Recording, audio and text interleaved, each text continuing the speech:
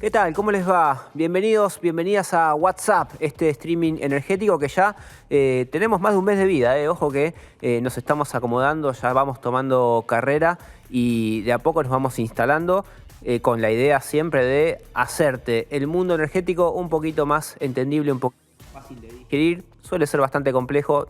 Estoy aprendiendo acá con las personas que me rodean. Una de ellas es Luciana Glesser. ¿Qué haces, Lu? ¿Cómo va, Rafael? Así que cumplimos mes. Cumplemes. ¿Viste? Deberíamos festejar. ¿Qué somos nosotros ahora que estamos un mes juntos? Qué pregunta más difícil, las definiciones. Sí. Si lo etiqueto, ¿cómo es? Si lo etiqueto, lo defino, sí, bueno, no importa. Si lo etiqueto algo. Bueno, ¿qué haces, Fer? ¿Cómo estás? Un gusto, Esteban, ¿cómo andás? Feliz cumplemes para vos también. Gracias, te agradezco. Bueno, pasan muchas cosas acá en el mundo energético.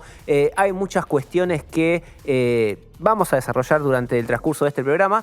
Pero primero vamos a empezar a ponerle nombre y carita y declaraciones a caras muy importantes de este sector que no suelen hablar muchos, algunos las conocen más, otras las conocen menos, pero alguna vez que dan declaraciones, bueno, vale la pena tomarlas como para saber por qué en general, en su gran mayoría, el sector energético está muy entusiasmado con el gobierno de Milei. Spoiler, porque les están desregulando a full el mercado y dándoles las condiciones que tanto pedían para invertir y hacer mucha plata. Bueno, dos de las personas que hablaron esta semana fueron Alejandro McFarland, titular de Camusi, ¿no? Camusi es la distribuidora, debe ser de las más importantes, las top 3 seguro, no sé si la más importante, pues está en toda la Patagonia, está en la región pampeana, todo lo que no es AMBA, en la provincia de Buenos Aires, La Pampa y demás, es Camusi. Y también habló José Luis Manzano, el hombre fuerte de empresas mineras, petroleras, que tuvo también su paso por la política. Hablaron en el Energy Day, estuviste ahí, Fer, vos también, Lu, ¿estuvieron allá? Me tocó por streaming, la verdad hay que felicitar a los colegas de Conojournal, tremendo evento con la plana mayor del sector y esto, no tan relevante escuchar a estos empresarios que no tenemos muchas oportunidades para escuchar cómo piensan y lo que dicen. La verdad que muy optimistas estuvieron, incluso pidiendo readecuación tarifaria, pero diciendo que no hay que temerle al tarifazo. Bueno, no hay que temerle, está bien, hay que perder el miedo al tarifazo. Me voy a agarrar de eso para escuchar a Alejandro McFarland, el hombre fuerte de Camusi, que para mi sorpresa se sorprendió por la magnitud de aumento de tarifas que le dieron. Esto fue increíble. ¿No me creen? Bueno, escúchenlo, Alejandro, y miren lo que dice. Me sorprendió que el gobierno tomara las medidas que tomó en abril de los incrementos tarifarios que fueron los que nunca pensamos que iban a ocurrir a esta velocidad y que finalmente dan una previsibilidad y enfrentar con otro montón de cuestiones que tenemos que resolver en nuestro sector, pero que creo que muy pronto estaremos teniendo unas compañías, todas las licenciatarias van a estar con mucha expectativa de que las cosas funcionan. Tenemos que resolver las cuestiones puntuales, pero esto que parecía imposible, que era tener una tarifa razonable,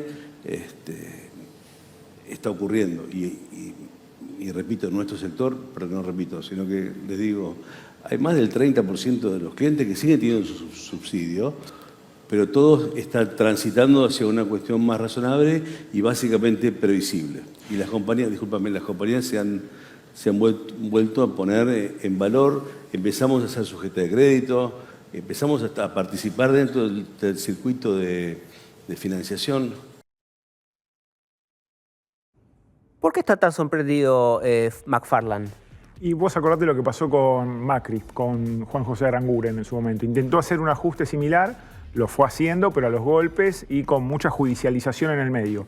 Acá aumentó, sobre todo en el gas, que es lo que le interesa a McFarland, aumentó un promedio para los sectores de clase media y sectores de clase baja un 700%, contra una inflación que ¿cuánto está anualizada? No llega a 200 ahora. No, ahora no. Bueno, es un golpe duro y sin embargo él mismo dijo que tiene una cobrabilidad de casi el 98% y Manzano dijo lo mismo, que están en el 98% en el caso de Edenor.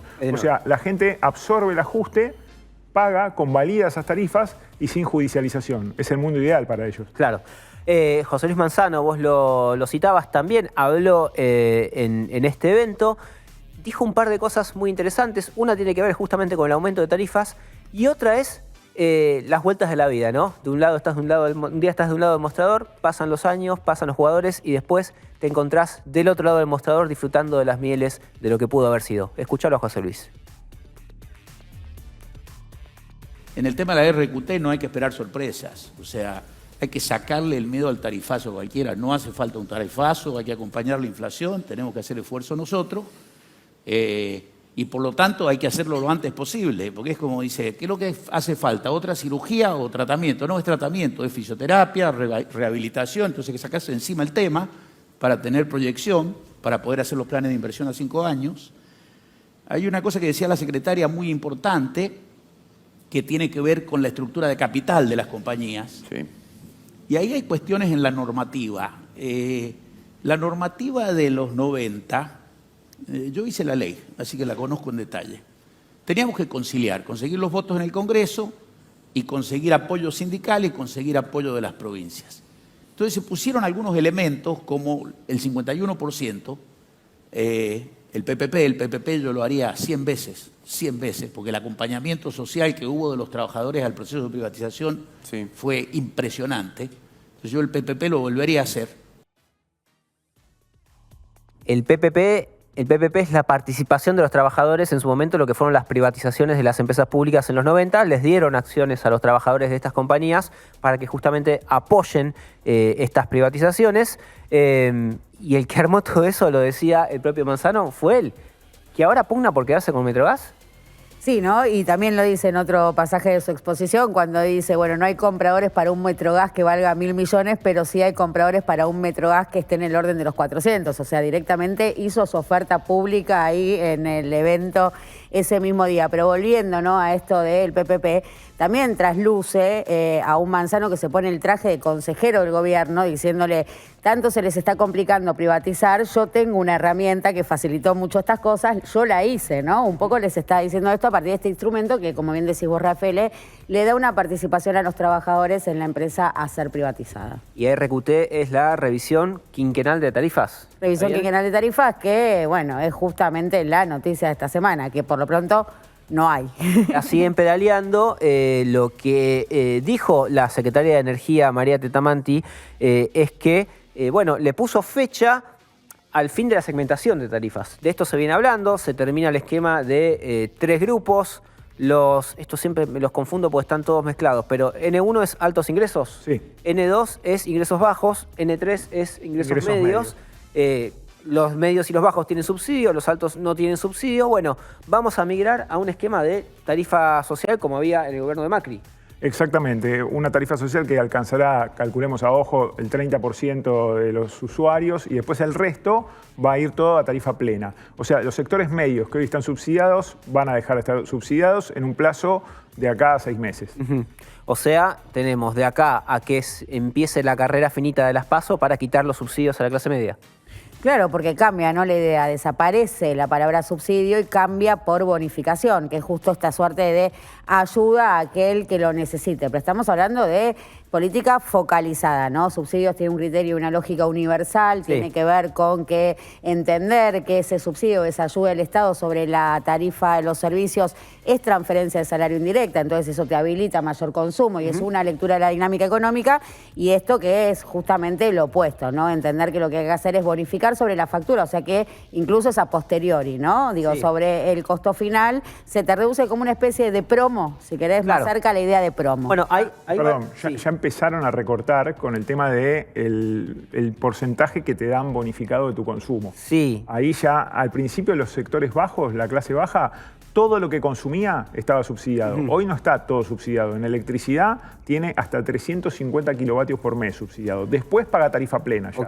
Y ellos pueden en algún momento bajártelo a 300, a 250. O sea, dentro de este esquema actual, sin modificarlo, pueden ir haciendo el ajuste. Bueno, pero lo que están diciendo es que van a ir a otro esquema. Eso es, por ahí es el aterrizaje suave, ¿no? De a poco ir bajándote la cantidad de consumo que tenés subsidiado, sobre todo los ingresos medios, hasta que esa cantidad sea irrisoria y te van haciendo gradualismo en el ajuste, básicamente. Los sectores medios en electricidad tienen 250 kilovatios subsidiado y con el gobierno anterior tenían 400. O sea, ya le bajaron a 250, hay que ver qué pasa ahora en los próximos meses si no le bajan a 150. Claro. Hay que decir, ¿no?, que el consumo promedio de una familia tipo, para medirlo, está en ese orden, de los 300 y 350 kilovatios mensuales. Sí, nos faltan un montón de detalles acá, hay que ver de qué manera lo lleva adelante el gobierno.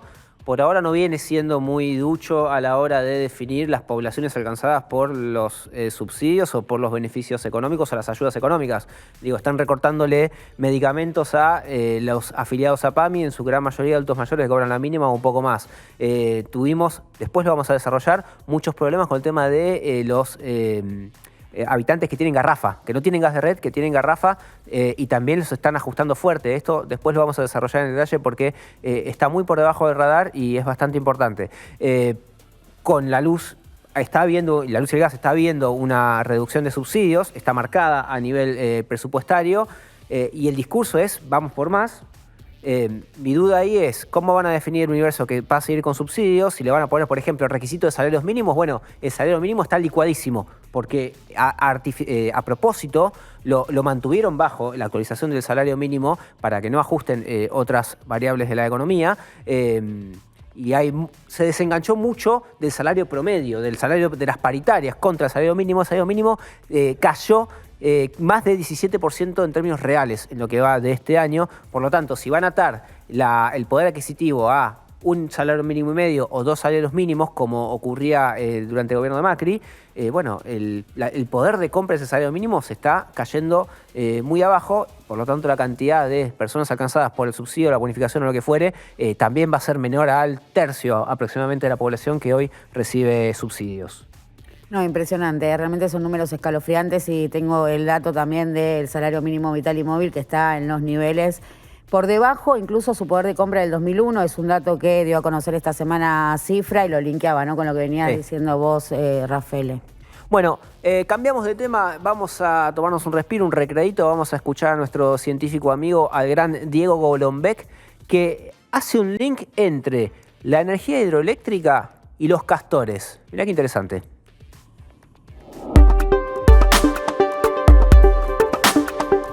La fuerza hidráulica suena como algo novedoso, pero la verdad es que ya en la antigua Grecia y Roma se comenzaron a construir los primeros molinos de agua que utilizaban la fuerza de ríos y arroyos para mover las aspas de los molinos y moler granos. Estos molinos de agua eran una forma primitiva de convertir la energía hidráulica en energía mecánica. Pero con el correr de los siglos y después de mirar tanto a los castores, a los humanos se nos ocurrió darle una vuelta de tuerca más a este tema de la fuerza del agua. Y como castores un poco sobrealimentados, nosotros también empezamos a hacer represas.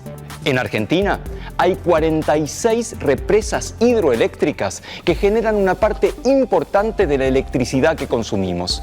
Las más importantes son Yacyretá en el río Paraná, El Chocón sobre el río Limay y Salto Grande en el río Uruguay. ¿Cómo funcionan? Te explico los principales pasos del proceso. Primero, se construye una represa, que como aprendimos de nuestros amigos los castores, es una estructura que bloquea el flujo de un río y crea un embalse. Esto permite almacenar una gran cantidad de agua en una altura considerable. Pero ¿por qué nos importa la altura donde se almacena el agua? Porque la caída del agua es lo que genera la energía potencial. Es decir, que mientras más agua tengamos y mayor sea la altura desde la cual cae guiada por la gravedad, más energía potencial se puede aprovechar. Cuando se quiere generar electricidad, se libera el agua del embalse a través de compuertas controladas. Y este agua en movimiento se dirige hacia las turbinas, golpea las palas de las turbinas y estas comienzan a girar. Como las turbinas están conectadas a generadores eléctricos, cuando comienzan a girar, los generadores transforman la energía mecánica del movimiento en energía eléctrica. Desde 2020, Argentina atraviesa uno de los periodos de sequía más severos de las últimas décadas. ¿Por qué? Porque el cambio climático redujo la cantidad de lluvias y la subida de temperaturas evaporó el agua, disminuyendo el caudal de los ríos. En consecuencia, este fenómeno afectó especialmente los recursos hídricos que alimentan las represas hidroeléctricas como Yacyretá e Itaipú, que dependen del caudal de los ríos Paraná y Paraguay.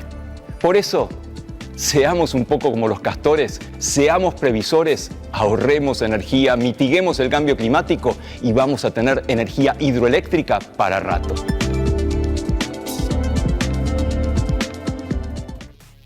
Vino con consejo incluido Diego Golombek esta vez. Cada vez que hablan de los castores me acuerdo de Tierra del Fuego, de la invasión de castores, la importación en su momento de castores que después se convirtieron en plaga y no sabía cómo hacer para reducir esa población de manera amigable siempre, ¿no?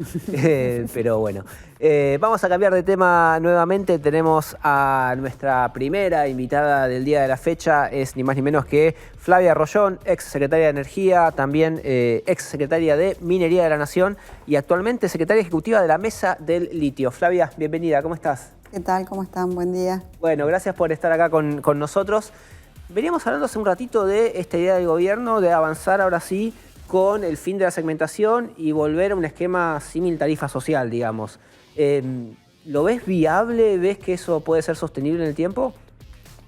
Sí, de hecho, a ver, en su momento, bueno, cuando se hablaba de la canasta energética, yo veía, si bien el planteo en lo teórico podía ser interesante, la realidad es que el gran desafío es que es la falta de información y por otro lado el alto grado de informalidad que hay en la Argentina. Entonces es muy difícil tener la información para poder gestionar a qué familia realmente le tiene que llegar el subsidio. Ahí ya tenés, cuando decimos familias, el desafío de la hogarización, o sea, ese hogar, quiénes están componiendo ese hogar para poder realmente llegar con el subsidio.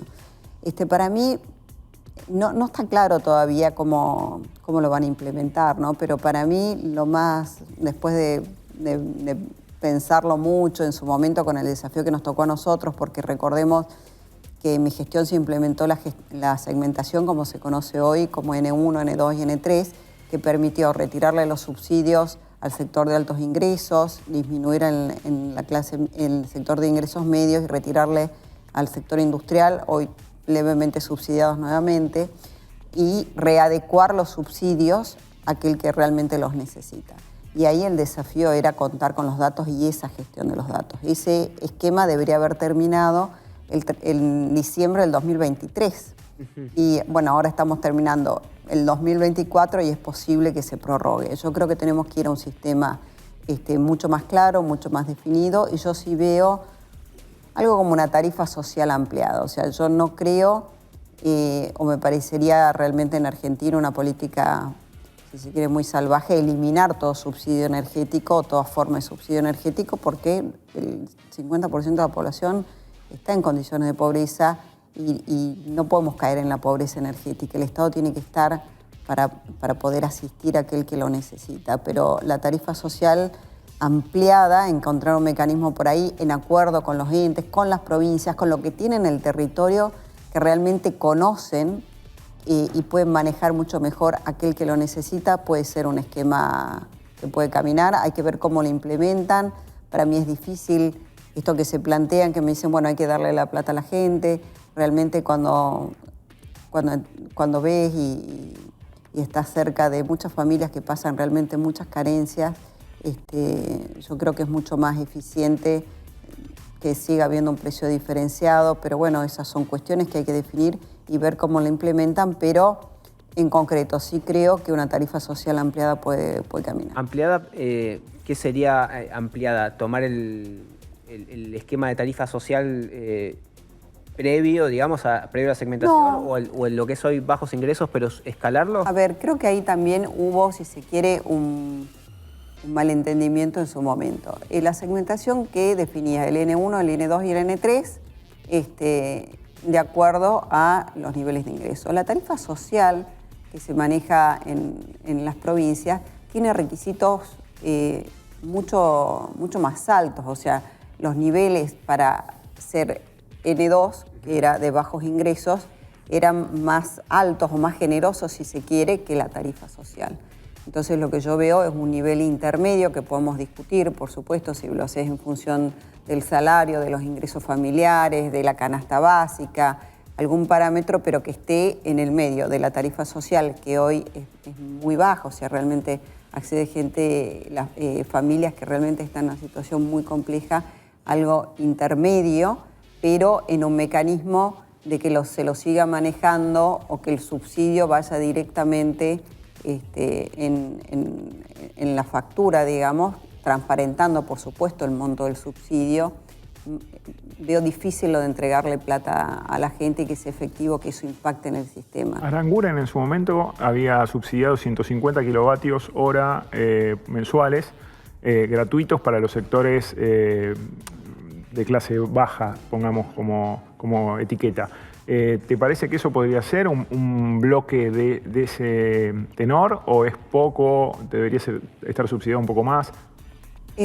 A ver, hay también, hay que entender de que muchas veces esos consumos por familia son más altos que los promedios. ¿Por qué? Porque tienen electrodomésticos más ineficientes, heladeras antiguas que no tienen burletes, no tienen la capacidad para volver a recambiar esos electrodomésticos. Entonces yo creo que hay que ir con una línea paralela, que de hecho en algún momento la gestionamos con un crédito, si mal no recuerdo, del BID del Banco Mundial, que accedía a financiar ese recambio de electrodomésticos y el Estado recuperaba esa inversión rápidamente. ¿Por qué?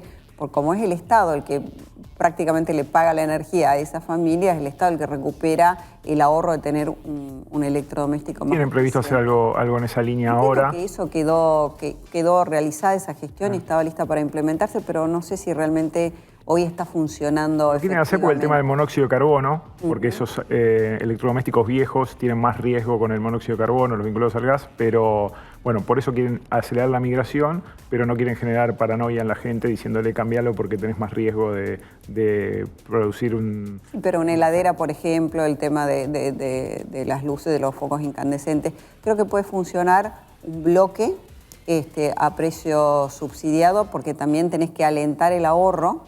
El tema va a ser la discusión de ese bloque, porque también tenés que considerar en la amplitud de nuestro país que no es lo mismo el norte de la Argentina que la Patagonia, o sea, tenés que tratar de reflejar las condiciones climáticas de cada lugar. Entonces ahí veo realmente un gran desafío en definir ese bloque.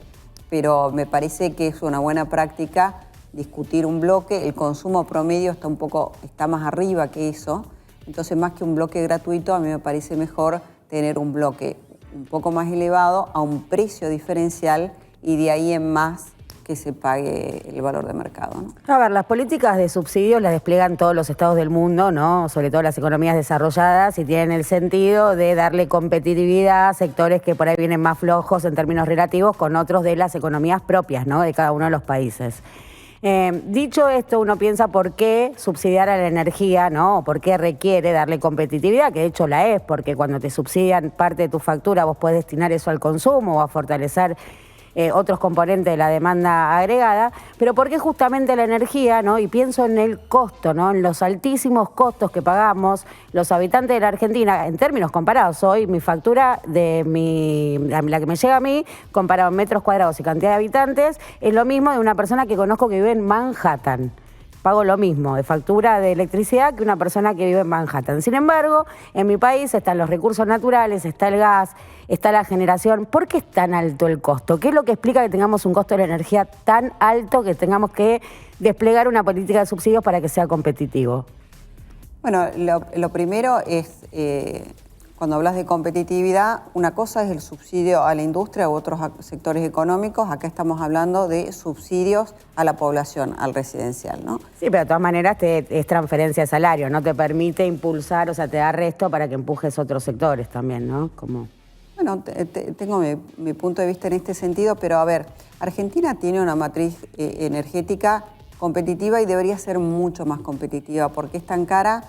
Primero, porque todavía tenés contratos altos, que en su momento se usaron para incentivar el tema de energías renovables, por ejemplo. Necesitas obras de infraestructura, porque es como vos decís, qué locura que teniendo un Vaca Muerta con un gas tan barato, todavía no podamos aprovechar todos los beneficios de esto. Bueno, hacen falta obras de infraestructura. Segundo, otro punto también es que la energía y el sector energético es intensivo en capital. Ahora, esa inversión hay que recuperarla y para poder tener un costo de financiamiento competitivo también necesitas una macroeconomía previsible, baja riesgo país, etcétera, para poder tener costos más competitivos. Esto no lo puedes hacer de un día para el otro.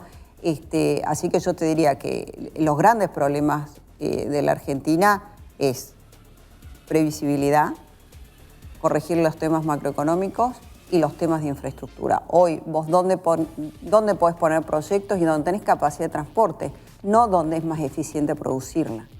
Entonces, eso te aumenta el costo. Y eso te aumenta el costo. Que ese Porque plan de si vos contingencia, necesitas energía o tenés un nodo crítico en cierto punto del país y no tenés capacidad, bueno, la única forma es poner un punto de generación que muchas veces tendrá que ser un combustible líquido, que es mucho más caro. Entonces, la infraestructura es un desafío en la Argentina, es un problema y hay que encararlo. Y hasta que suceda todo lo que tiene que suceder, normalizar la economía, que esto sea previsible, tenés que pensar en algún esquema de transición y no liberar de un día para el otro, porque si no los costos de la energía se son caros, imagínate dónde se pueden llegar a ir, ¿no? Flavia, cambiamos de tema, hablamos un poco de minería. ¿Hasta dónde la extracción y la exportación de litio hoy es una realidad, una promesa o un tren que puede pasarnos de largo, digamos? ¿Hasta dónde eso se está materializando o puede todavía crecer en este corto plazo? Bueno, en litio puntualmente hoy tenemos una capacidad instalada de producción de alrededor de 158.500 toneladas de carbonato de litio equivalente. Eso es la capacidad instalada de producción. De producción efectiva estaremos alrededor de las 60.000 toneladas. ¿Por qué? Porque los proyectos de este tipo de plantas industriales realmente es complejo hacer lo que se llama el ramp-up, ponerlas en producción. Y tenemos hoy 4, con la última inauguración, pero hasta hace muy poquito tenemos solamente 3 proyectos de litio produciendo. Entonces, nosotros producimos, sí producimos, somos depende, cuarto o quinto productor a nivel mundial de litio, pero con muchos cuerpos de diferencia con un Chile o con una Australia, entonces todavía estamos creciendo. Estas 158.000 toneladas tienen la potencialidad con los anuncios que hay de ser 450.000 aproximadamente hacia el 2030. Entonces, ¿hay potencialidad? Sí hay potencialidad, pero este negocio, en general el negocio de la minería, no es un negocio que es de un año para el otro, ¿no? Y ahí el RIGI acelera procesos, porque ahí yo tengo como 2 campanas. Primero, mucho entusiasmo con el RIGI, y por otro lado me dicen, sí, todo muy lindo, pero hasta que no abran el cepo no entra plata. Bueno, y también te termino de cerrar la idea anterior. Nosotros estamos exportando, claramente eso está dinamizando las economías regionales, porque yo sé que hay una discusión cuando se dice, bueno, si el litio sí es puro extractivismo o no es extractivismo, definamos qué entendemos por extractivismo. Detrás de la industria minera hay mucha generación de empleo y mucha generación de lo que se llama cadena de valor, ¿no?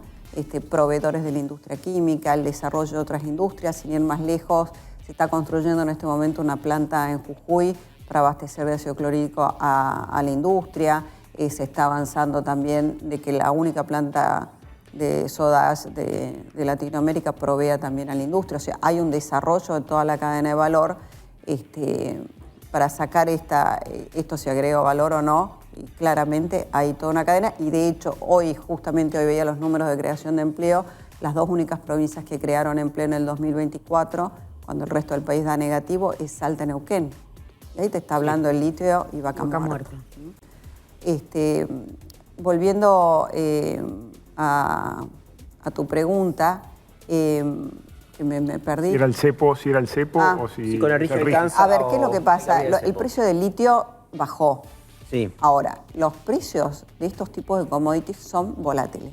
Entonces, que haya bajado este precio del litio, para los actores de la industria es algo que podía llegar a pasar. Veníamos de un pico muy alto. ¿Por qué baja? Porque entra mucho producto, porque la demanda de autos eléctricos no es la esperada o la que se esperaba en Estados Unidos y en Europa. Pero la realidad es que el mundo va hacia una electrificación de la energía. Entonces, el litio va a seguir siendo demandado. Y los analistas esperan una recuperación de los valores del litio en 3, 4 o 5 años. ¿Qué es lo que hace el RIGI? Los proyectos de exploración de litio sí están pasando por un mal momento y están muchos de ellos frenados, parados, despidieron gente, ¿Por qué no tienen el financiamiento para seguir explorando? Ahora, los proyectos que están en construcción en la Argentina, los grandes proyectos, con el RIGI aceleraron sus tiempos y no los pararon. ¿Por qué? Porque el RIGI claramente tiene incentivos fiscales muy importantes. Te estoy hablando de los proyectos de POSCO, los proyectos de Eramine, de Ganfen, el de Tecpetrol, el de Río Tinto, todos manifiestan de que el RIGI es un incentivo para acelerar la construcción y poder aplicar en los próximos 2 años para la construcción. Entonces hoy tenés como un escenario dividido. La exploración afectada, caída, los proyectos de exploración que también generan mano de obra, etcétera, y los grandes proyectos que sí quieren avanzar con sus planes para aplicar dentro del RIGI en los próximos 2 años en construir las plantas o las ampliaciones del RIGI. Y el cobre, los proyectos de cobre. El otro día Manzano, en el evento del lunes, fue muy optimista y dijo para 2030 puede estar ya en producción, no sé si en producción, pero por lo menos avanzando el proyecto. El Pachón, habló también de los azules, habló de Agua Rica, frente a otras visiones que son mucho más cautelosas respecto de si van a finalmente arrancar esos grandes proyectos. ¿Vos cómo lo ves? Yo soy cautelosa. El RIGI, y de hecho ya en el 2022, 2023, nosotros ya sabíamos de que estamos trabajando en un proyecto de ley de GNL, que el cobre necesitaba un proyecto similar.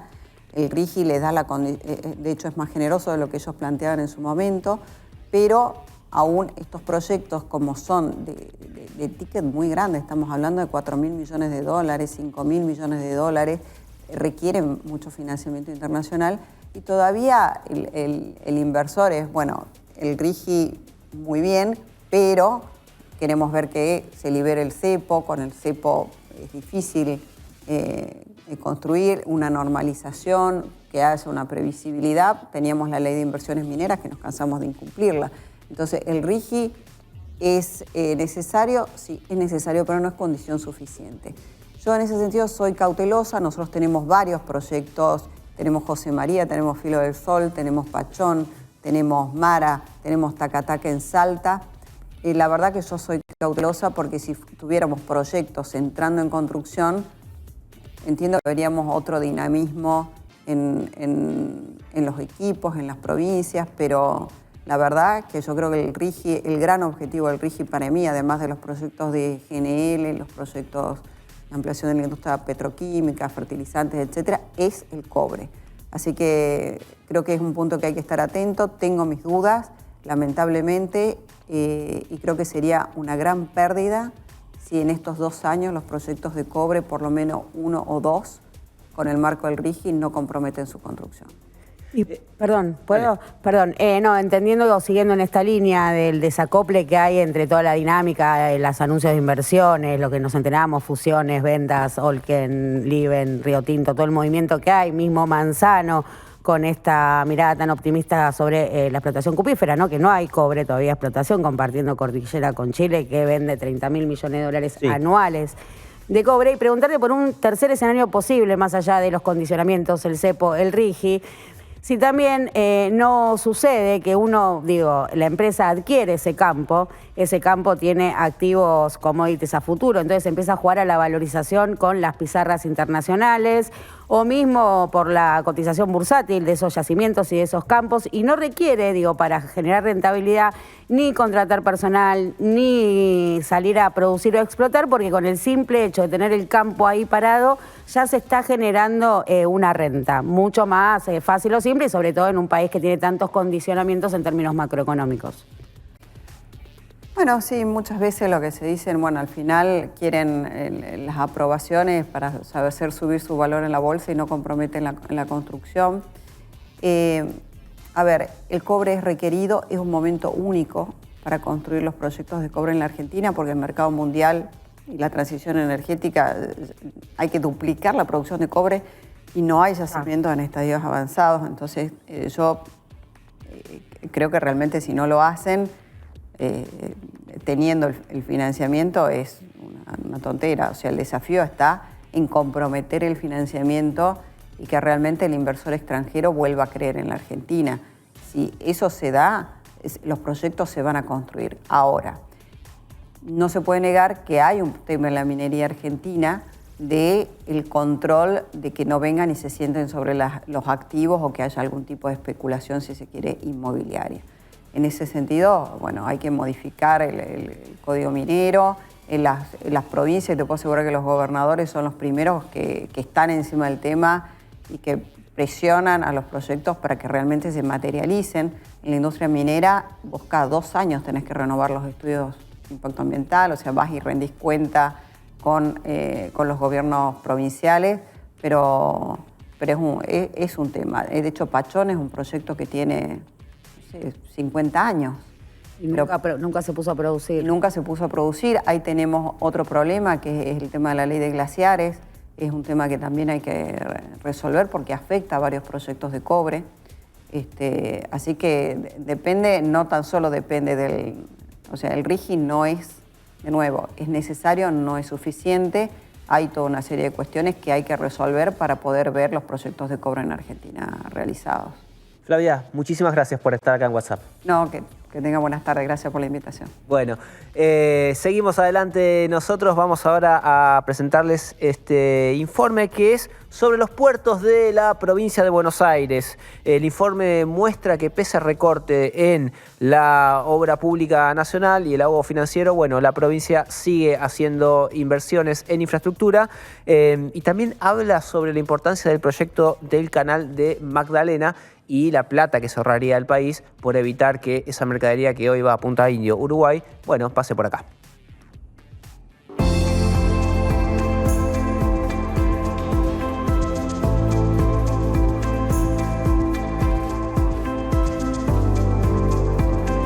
El sistema portuario público de la provincia de Buenos Aires es realmente muy heterogéneo porque tenemos puertos especializados en carga de fertilizantes, como es el de San Nicolás, cereales y demás productos no modificados genéticamente, como es el puerto de San Pedro. Tenemos puertos de combustibles. Estamos en el puerto de La Plata, que vaya paradoja, está ubicado en la margen de Ensenada. Todo esto históricamente eran los altos de la Ensenada de Barragán. Un lugar de abrigo de los barcos allá por el siglo XVII y XVIII, que se fue trasladando hasta que a fines del siglo XIX y principios del siglo XX se hace este puerto. Es un puerto que tiene una clave muy relacionada a la industria porque tiene la planta refinadora más importante del país. El 60-65% del combustible que se consume en la Argentina de YPF sale por los barcos de aquí hacia todos los lugares del país.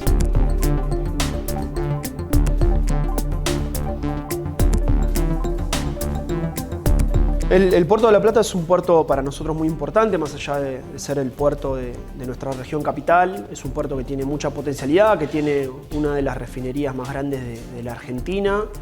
Y como bien decías, que está conectado con el tren. De hecho, tiene gestión ferroviaria propia, tiene locomotoras y recibe todas las semanas formaciones de tren. Y ni hablar que tenemos una terminal de contenedores de avanzada muy importante que ayer mismo anunció que es la única terminal habilitada para recibir los buques Neopanamax, que son los más grandes del mercado en función de contenedores, y obviamente tiene que ver con una mirada muy clara de tratar de generar beneficios logísticos y bajar los costos y generar eficiencia. Acá estamos en los puestos 4 y 5, que son los muelles de lo que sería la punta, como llamamos nosotros, y enfrente tenemos la terminal de contenedores más moderna de la República Argentina, que es Tecplata, una inversión de $500 millones más o menos, de un grupo filipino que tienen más de 36 terminales en todo el mundo. El proyecto del Canal Magdalena es una obra estratégica que el gobernador impulsó desde el comienzo de su gestión. La vía navegable troncal es la vía fluvial y marítima por la cual transita el 80% de las exportaciones e importaciones de nuestro país. Su salida es por Punta Indio, el canal de Punta Indio, que está próximo a las costas uruguayas y que representa un problema muy grande para la economía argentina porque hoy está parcialmente administrado por el Uruguay. Digo, uno si quiere pasar de un puerto fluvial de la provincia de Buenos Aires, llamado San Nicolás, e ir a Bahía Blanca, tiene que pasar por administración extranjera. Y el Canal Magdalena lo que hace es resolver ese problema. Hoy la República Oriental del Uruguay está generando alrededor de 250 millones de dólares tanto en servicios ofrecidos a los buques que transitan por la vía navegable, que son alrededor de 4.500 por año, que hay que ofrecerles combustible, alimentos, agua.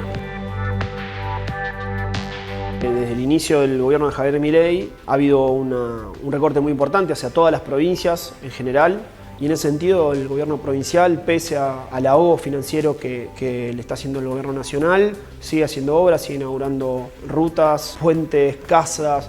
La verdad que es un trabajo muy, muy importante. Nosotros entendemos que la inversión en infraestructura es central y siempre pensando en esto de una mirada de un Estado presente, un Estado que pueda articular con los privados, porque muchas de estas obras son, por supuesto, realizadas por el Estado provincial, pero que favorecen a empresas privadas, y así debe ser. El Estado está para eso y nosotros lo entendemos así.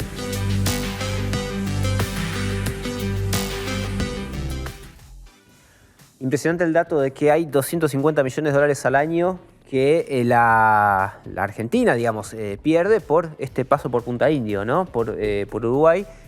Es cierto también de que es un país hermano, que habrá que considerarlo dentro del Mercosur, pero ahí te das cuenta de lo estratégico que es el canal Magdalena.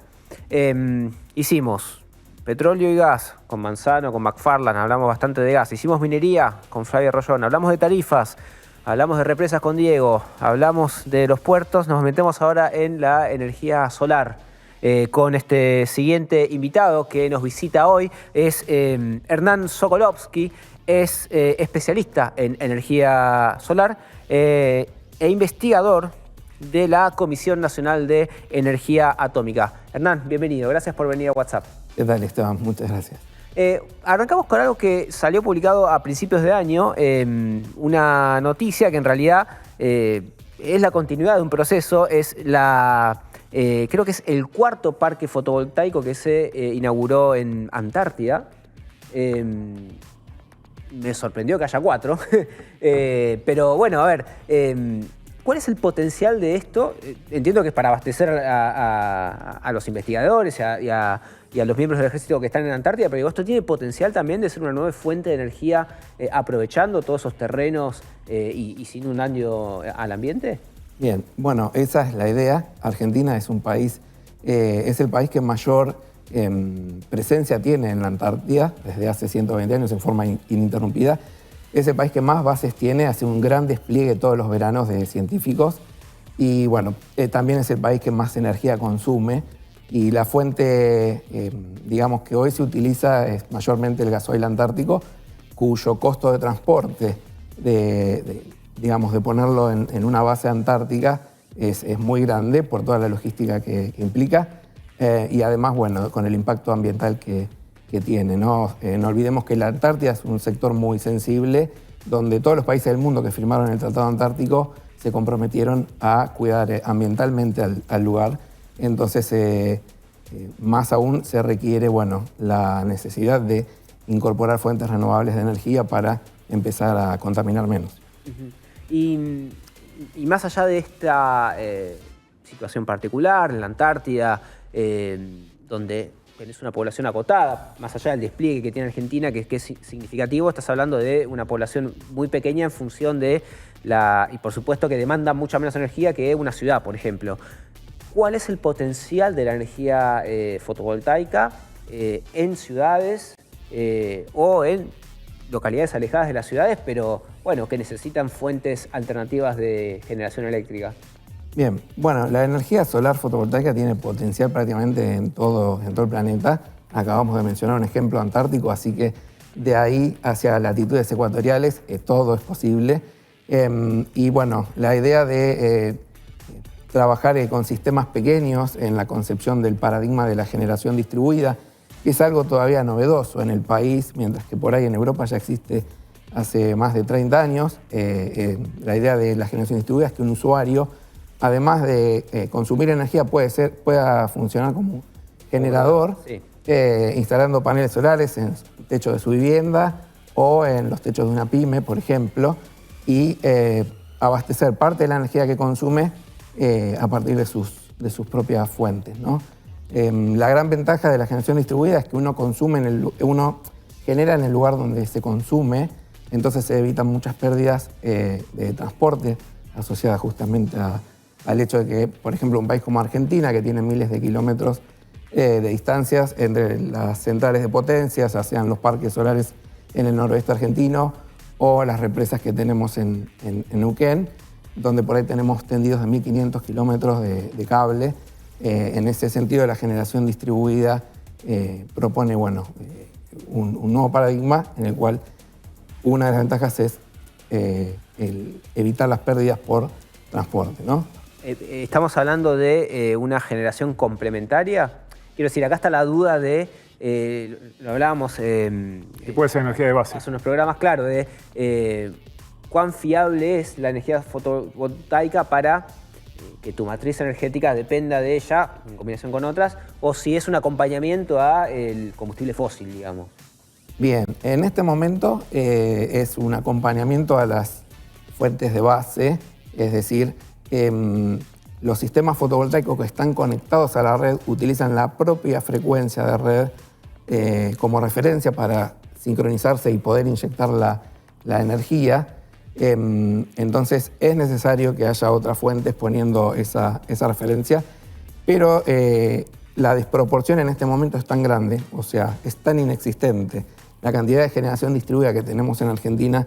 Tenemos muchos años para seguir avanzando sin que, digamos, esas proporciones se modifiquen mucho. Sí. Por ejemplo, en Alemania sí tienen ese problema. Ellos tienen instalado más de 40 gigavatios de generación distribuida, entonces ya compite con las otras fuentes y se empieza, por decirlo de alguna manera, se empiezan a pelear para ver quién manda en la red, ¿no? En cambio, acá en Argentina estamos 30 años atrás con respecto a los países que desarrollaron esto en Europa. Entonces, en este momento es como que hay luz verde para que haya mucha penetración de generación distribuida y bueno, por supuesto que más adelante habrá que ver cómo compatibilizar los sistemas con una matriz tan diversa como la que tenemos en Argentina, con la suerte de que siempre podemos copiar los modelos de lo que hicieron los países europeos, ¿no? Hernán, y en cuanto a los costos, recién hablaba Flavia Rollón, que estuvo hace un ratito, y decía, cuando le preguntábamos sobre los costos del sistema de generar electricidad, ella dijo, bueno, en un momento se encarecieron porque se le dio prioridad a las renovables. Siendo más costosas que el resto de las energías y teniendo tanto gas, ¿vale la pena seguir creciendo en energías renovables, dado que lo que tenemos es que tratar de reducir los costos de la energía y no elevarlos? Bien, ahí digamos, entran en competencia dos cosas, ¿no? Por un lado, un país en desarrollo que necesariamente requiere que los costos de la energía para las industrias sean lo más bajo posible, en dirección justamente al desarrollo. Y por otro lado, bueno, está, digamos, una ola mundial en migrar las fuentes de generación de todos los países hacia, bueno, fuentes renovables, ¿no? Eólica y fotovoltaica, que son, digamos, en este momento las que mandan entre las fuentes renovables. Y bueno, es un tema que requiere, digamos, una atención diferenciada, ¿no?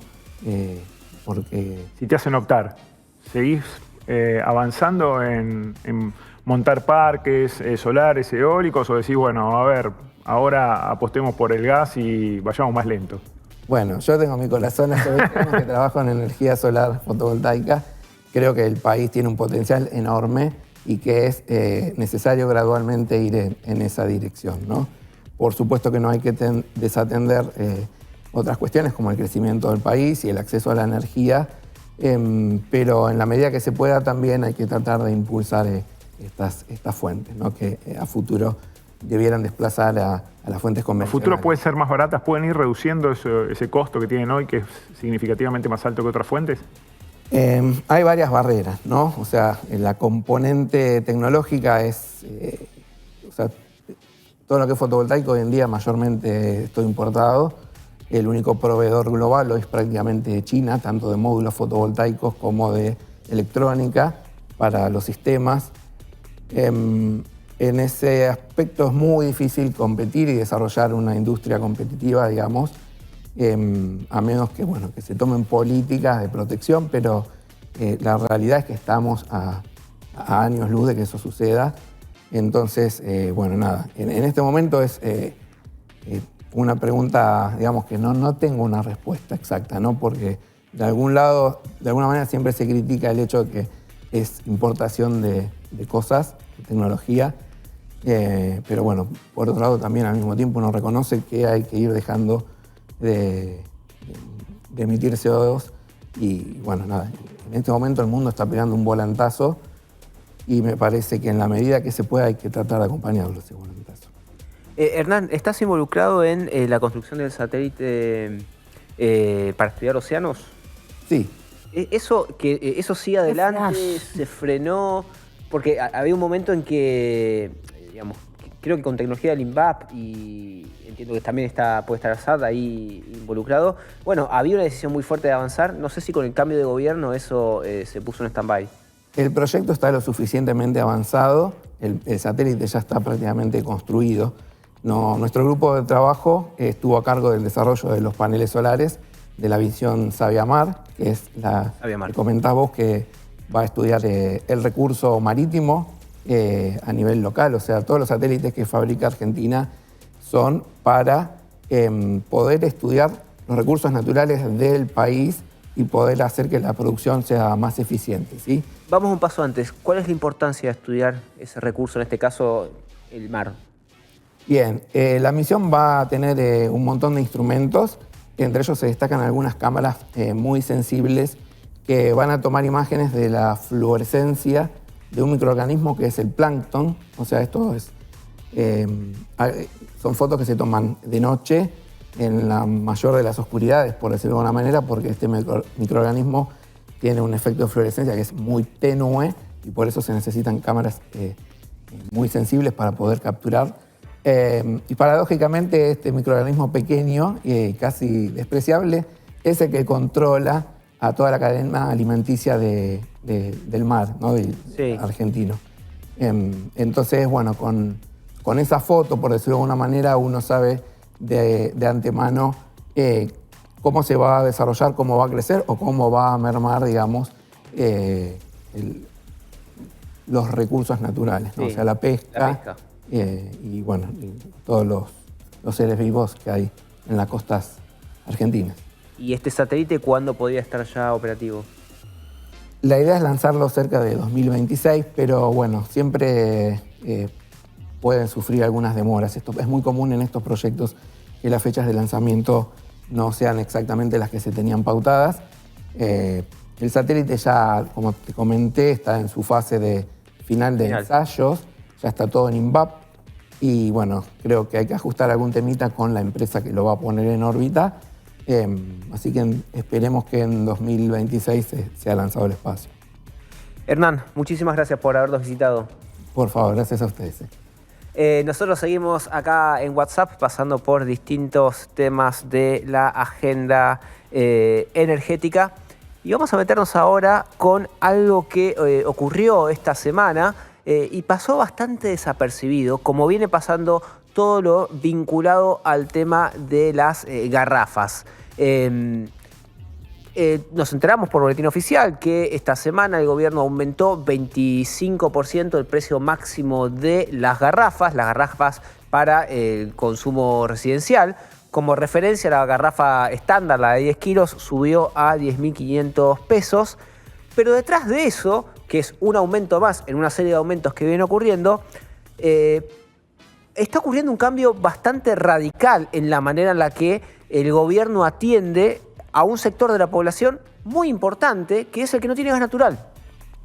Según los datos del INDEC, a la encuesta permanente de hogares, aproximadamente el 40% de los hogares de la República Argentina no tienen gas de red, no están conectados a la red, por lo tanto se calefaccionan, cocinan, usan agua caliente o con algún sistema de energía eléctrica, algo muy habitual en la ciudad de Buenos Aires, o con garrafa, con el uso de la garrafa. Rafael, en el país de Vaca Muerta, ¿no? En el país de Vaca Muerta. Segunda reserva hidrocarburífera de gas, segunda reserva de gas y cuarta de petróleo no convencional, porque también hay que mencionar, 4 de cada 10 hogares argentinos no tienen acceso a la red de gas en el país de Vaca Muerta. Y en el país de Vaca Muerta, esos 4 de cada 10 hogares sin acceso a la red de gas se convierten en casi 7 de cada 10 hogares en el caso de los hogares indigentes de la población que no cubre la canasta alimentaria, es decir, el 66%, 67% de la población indigente vive en hogares que no tienen gas de red. Y casi el 50% de la población en situación de pobreza tampoco tiene acceso a la red de gas. ¿Por qué todo este rodeo? Porque esta población viene siendo atacada por dos lados. Primero por el aumento de la garrafa que dijimos, aumentó, miren, acá tenemos el grafiquito de la torta del INDEC, de la encuesta permanente de hogares, 61% de la población tiene gas de red y el 39% no accede. Mucha de esa población es de la provincia de Buenos Aires, del conurbano, muchísima también es del norte del país, NEA y NOA, que son donde... Aunque no lo creas, hay casos en Capital Federal. Y también hay casos en Capital Federal, sí, que no tienen, bueno, Añelo. Añelo, lo dijimos la semana pasada. Vaca Muerta no tiene gas de red en la Patagonia. Pero volviendo al tema, este aumento del 25% de esta semana es el corolario de algo que viene ocurriendo, que es un fuerte incremento en el precio de la garrafa y un congelamiento en el subsidio que reciben estas poblaciones. Venimos hablando ya de los subsidios en las tarifas de luz y de gas, en la energía eléctrica y el gas, que reciben incluso los hogares de segmentos medios. Bueno, ahora en esta migración a la tarifa social. Pero las personas sin acceso al gas de red, que reúnen determinadas condiciones, entre ellas ganar menos de 2 veces el salario mínimo vital y móvil, hoy serían ganar menos de 540.000 pesos aproximadamente, tienen la posibilidad de inscribirse en el programa Hogar. El programa Hogar lo que hace es pagarles a las familias transferencia directa por el equivalente a un porcentaje del consumo de garrafas que tienen previsto para ese mes. Es un consumo que varía en función de la zona geográfica, de la época del año y de la cantidad de habitantes del grupo familiar. Por supuesto, cuanto más personas seas en invierno vas a recibir un aporte dinerario mayor, sobre todo si vivís en lugares más fríos. Esta es la concepción del programa. Ahora, pasaron dos cosas. Primero, el precio de la garrafa aumentó exponencialmente. Había un precio tope de la garrafa que a fines del año pasado estaba en aproximadamente 2.300 pesos. Este es un precio con muchos asteriscos porque era el precio que te la vendí YPF y alguno más. Y después no se conseguía. No se conseguía más. Este subsidio del programa Hogar tenía que cubrir el 80% del valor de esa garrafa. La garrafa Blue en aquel momento valía aproximadamente 5.000 pesos, la que te vendían en cualquier lugar que vendiera garrafas. En el área metropolitana, en algunos lugares del país podía variar un poco el precio. Lo que ocurrió es que el gobierno libera ese precio, es decir, deja de poner un precio obligatorio, que no se cumplía, pone un precio máximo, que es el que ahora se eleva a 10.500, es decir, aumentó 350% respecto de ese precio tope que no se cumplía en el transcurso de un año, aumentó 350%, pero en paralelo congeló el subsidio que reciben las familias. Es decir, a fines del año pasado, antes del cambio de gobierno, una familia de la provincia de Buenos Aires del programa Hogar recibía el equivalente a 1.539 pesos por la cantidad de garrafas de la época del año. Es decir, la unidad de medida era 1.539 pesos. Eso te cubría el 80% de ese precio de garrafa que establecía el gobierno, 2.300 pesos. Un poquito menos en realidad, pero casi el 80%. Hoy cubre el 15% de lo que vale una garrafa. Ese mismo subsidio, porque el subsidio no se tocó. El subsidio no se tocó, no hubo ninguna actualización en el precio del dinero, en el dinero que el Estado le baja a estas familias que no tienen gas de red, que se calefaccionan con un medio más ineficiente y además más caro y que además tienen menos ingresos. Te sumo un dato referido a esto que dijiste último, de que es más caro. Si vos tomás un hogar de Capital Federal, cliente de Metrogas, que consume 25 metros cúbicos de gas por mes, o sea, es un R1, la categoría más baja.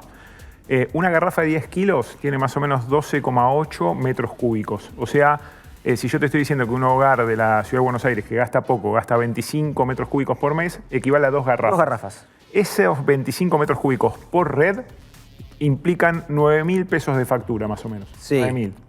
2 garrafas, estamos diciendo que... 20 lucas. 21.000. Sí. Entonces es un 134% más que sale el gas en garrafa que el gas de red. Con un subsidio mucho más acotado, ahora Exactamente. súper licuado. Dos datos. Sí, tiren, a mí me gusta. Un dato que muestra justamente el giro copernicano del rol de YPF en los distintos segmentos de la cadena energética. YPF hoy está por encima del precio máximo. Me contaban que estaba comercializando la garrafa a 15.000 pesos en algunos barrios del conurbano.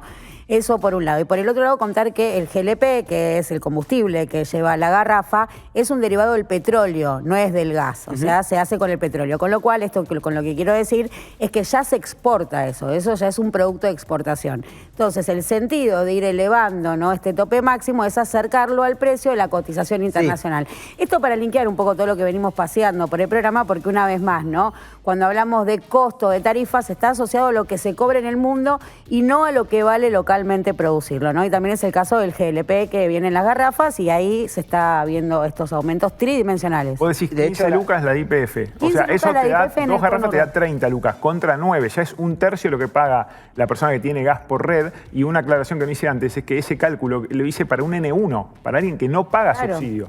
O sea, el que más guita tiene y tiene gas por red, siendo un R1, paga 9.000 pesos.